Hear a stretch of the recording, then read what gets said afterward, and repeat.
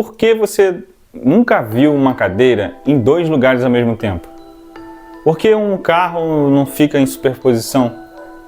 Porque no mundo macro, o mundo em que você vive não é quântico. A resposta tem um nome: decoerência. É o processo que mata a magia quântica, que transforma ondas de possibilidades em objetos sólidos, que faz o universo escolher uma realidade. É literalmente o motivo pelo qual você não atravessa paredes e o motivo pelo qual computadores quânticos são tão difíceis de construir. Hoje você vai entender o que é decoerência, por que ela acontece e como os cientistas estão lutando contra ela. Vem comigo! Decoerência é quando o mundo quântico vira mundo normal. Funciona assim: você tem uma partícula quântica, ela está em superposição, vários lugares ao mesmo tempo. Aí ela interage com o ambiente, com a luz, com ar, com calor, com outras partículas. Cada interação é como uma medição microscópica. E essas medições forçam a partícula a escolher. A superposição colapsa. A partícula vira normal, sólida, definida, clássica. Isso é decoerência. Um exemplo prático. Imagina uma bailarina quântica. Enquanto ela está sozinha num palco vazio, no escuro, ela dança em todos os lugares ao mesmo tempo. Superposição. Agora acende as luzes, coloca público.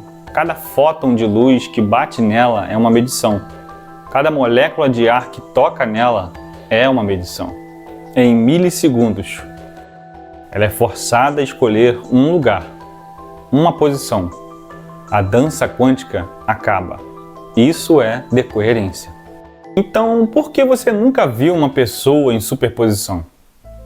Por que cadeiras não estão em dois lugares? Decoerência. Objetos grandes interagem com trilhões de partículas por segundo.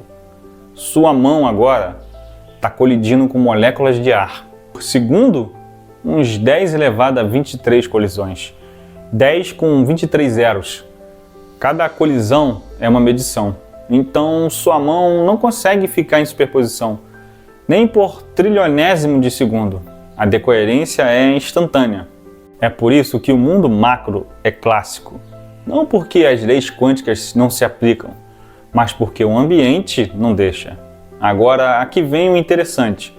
Se você conseguisse isolar um objeto grande completamente, zero luz, zero ar, zero vibração e zero temperatura. Teoricamente, ela poderia entrar em superposição, mas é quase impossível. Quanto maior o objeto, mais difícil de isolar.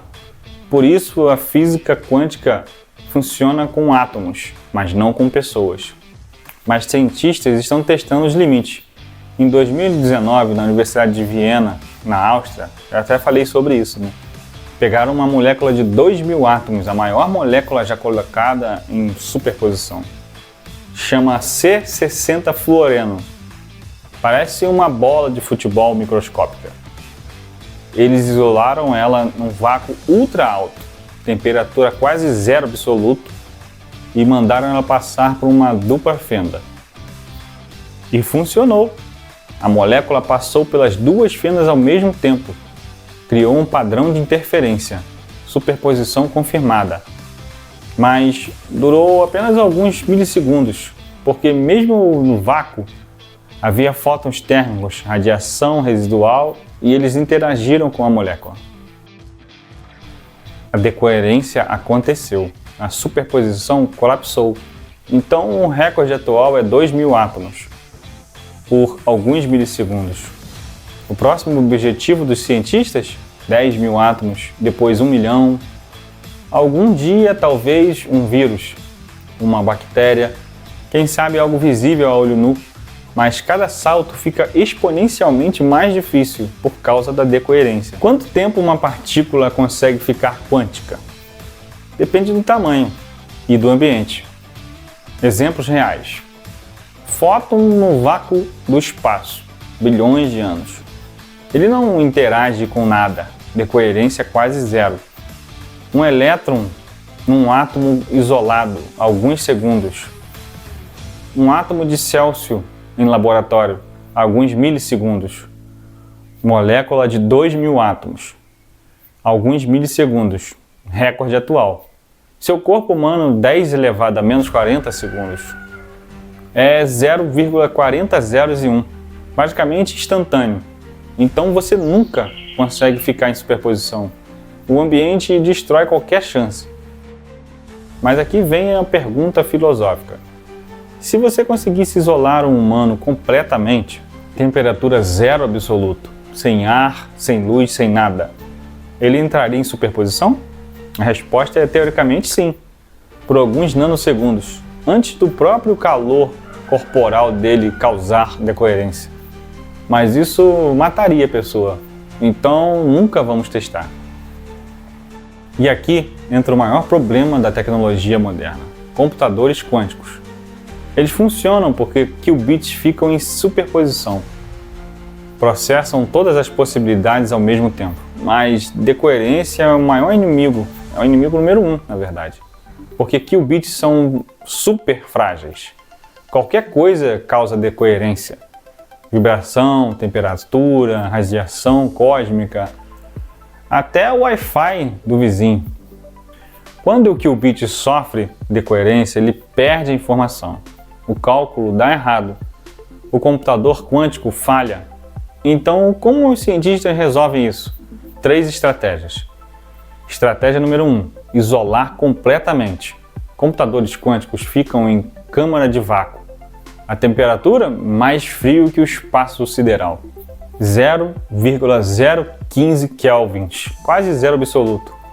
Blindagem contra radiação, isolamento de vibração, custa milhões.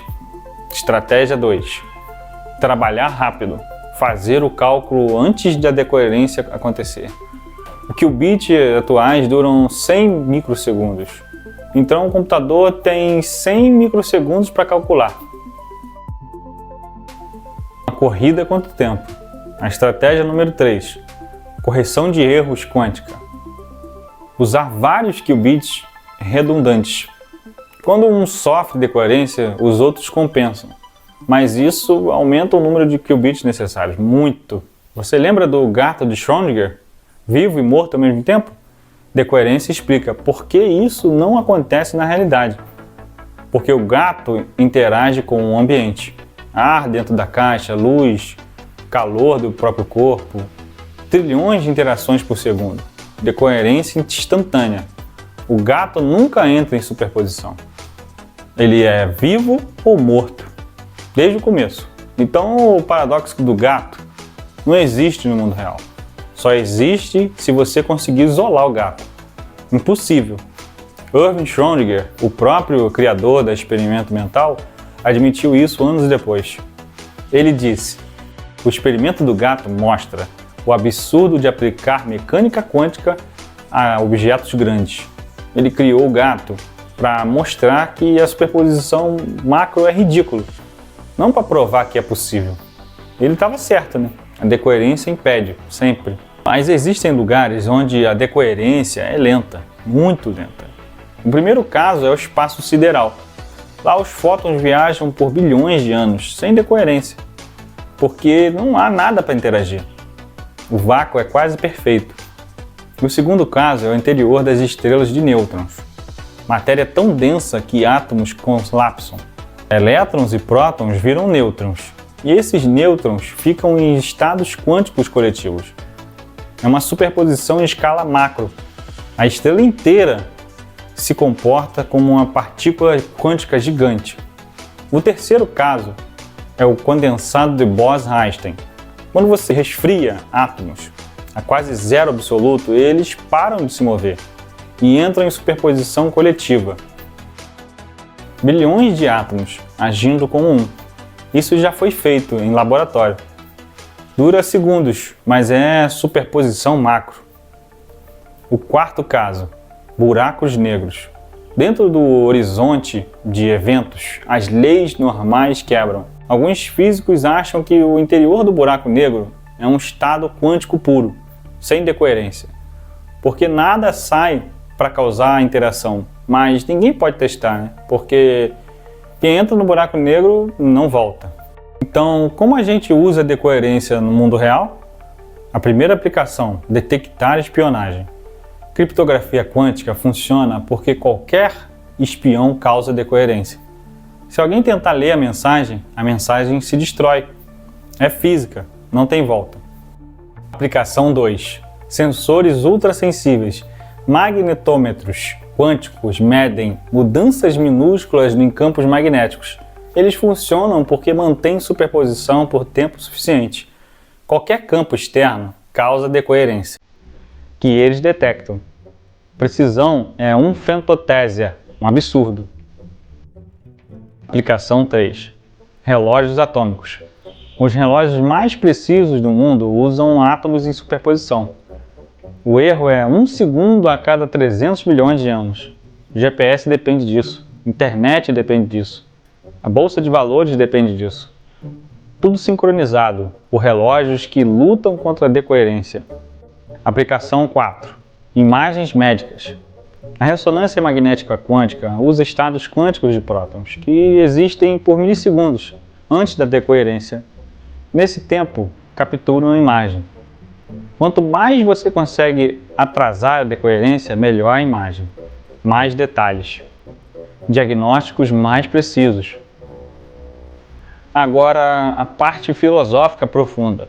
Decoerência é o que cria a realidade. Sem decoerência, tudo seria uma onda de possibilidades. Fantasmagórico, indefinido, nebuloso. Nada teria forma. Decoerência força escolhas. Transforma possibilidades em fatos. Cria um mundo sólido que você vê. Então, paradoxalmente, a coisa que mata a magia quântica é a mesma coisa que cria sua realidade. Sem decoerência, você não existiria, pelo menos não como algo definido. Você seria uma nuvem de possibilidades, uma onda, um fantasma. A decoerência te solidifica, te torna real. É simultaneamente a vilã e a heroína da história quântica. Então, decoerência quântica é o processo que mata superposições, que transforma o quântico em clássico, que faz o universo escolher uma realidade. É por causa dela que você não atravessa paredes, que cadeiras não ficam em 2 lugares, que o mundo macro obedece leis normais.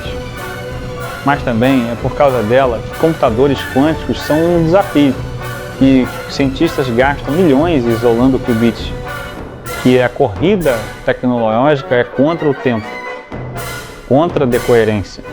E no fim, a grande ironia, a coisa que destrói a magia quântica é a mesma coisa que cria você, sua realidade, seu mundo sólido.